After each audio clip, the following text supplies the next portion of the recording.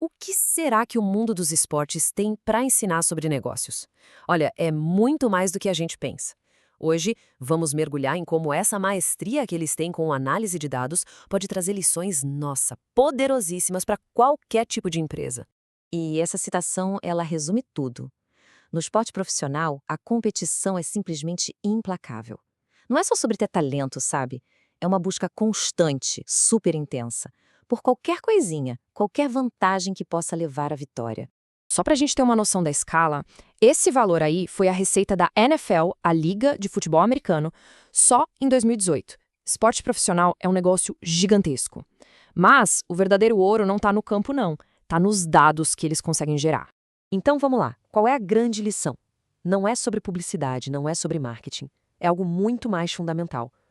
É sobre a maneira como eles usam os dados para vencer, de forma sistemática, planejada.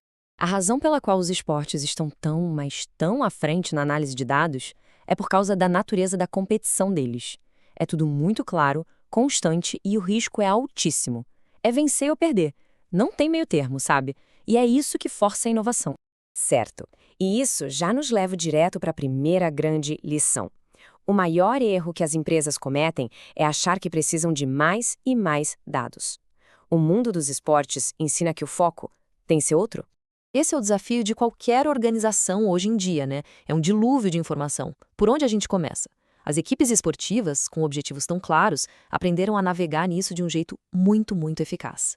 E o segredo está todo nesse fluxo. Eles não começam olhando para os dados.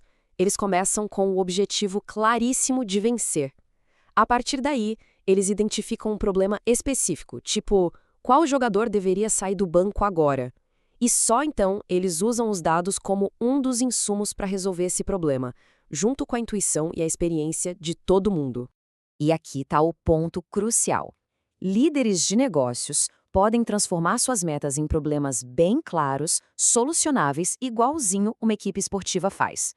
A questão é, qual é o jogo que uma equipe de vendas ou de marketing, por exemplo, está tentando vencer essa semana? Ok, o problema está definido, mas e se os dados para resolver esse problema simplesmente não existem? Isso nos leva para a segunda lição, a importância de ir atrás e capturar as informações certas, de forma proativa. Um exemplo perfeito disso é a revolução do arremesso de 3 pontos na NBA. Com a chegada de câmeras que rastreavam cada movimento na quadra, as equipes de repente tinham um conjunto de dados que ninguém nunca teve. E o que eles descobriram com isso?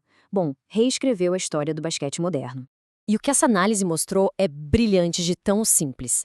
Matematicamente falando, um arremesso de 3 pontos, mesmo que você acerte com menos frequência, gera mais pontos ao longo do tempo do que um arremesso de 2 pontos de média distância. A intuição de alguns já dizia isso, mas foram os dados que bateram o martelo. Outro exemplo, o tal do load management, o gerenciamento de carga.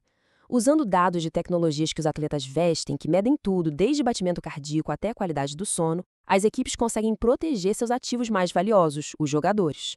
O caso do Kawhi Leonard, que descansou em vários jogos para estar 100% nos playoffs e foi campeão, mostra o poder dessa abordagem. Mas olha só, ter os melhores dados do mundo não adianta absolutamente nada se as pessoas não usarem. E isso nos leva à terceira e última lição. Como fazer com que os insights cheguem lá na linha de frente, onde a ação realmente acontece. E aqui existe um choque de culturas que ainda acontece. De um lado, tem a velha guarda, que confia na intuição, na experiência de décadas. Do outro, uma nova geração que já entendeu que a informação não substitui a experiência, mas pode, e muito, aprimorar essa experiência e dar uma vantagem decisiva. E o que é bem interessante aqui é pensar na informação como se fosse um produto.